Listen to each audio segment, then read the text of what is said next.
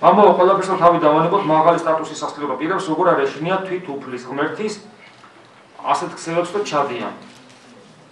ღმერთის ყველას უნდა ეშინოდეს, რაც მეტი მოგეცა, მეტი მოგეთხოვება. თუ იმას ღმერთის არ ეშინია, აი როგორ არ უნდა გეშინოდეს სოცხალი ღმერთის? აი გალიაში ლომთან ვერ შეხარ და სპილოსთან შეგეშინდება და ვინც ეს სპილო და ლომი შექმნა, იმის როგორ არ უნდა გეშინოდეს? რას ქვია ღმერთის არ მეშინია? ხო, დასაშინელებაა ეს. ესაა ყველაზე დიდი უგუნურობა, რაც კი შეიძლება ადამიანმა ჩაიდინოს. ოღონდ ღმერთის შიშსაც სწორედ ამოკიდე, არსებობს ღმერთისადმი წარმართული შიში. როცა ღმერთი მოიაზრება რაღაც სააშინელ დესპოტურ ძალად.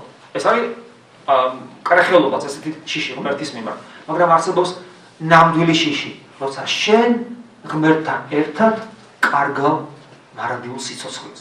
ამის თუ არ გეშინია, რა კითხვას მისვა, რატო არ უნდა ეშინოდეს, როგორ არ უნდა ეშინოდეს, რა ვიცი მე აბა. ეგ ესეთი ბოროტებაა, რომელიც ლოგიკურად არ აიხსნება.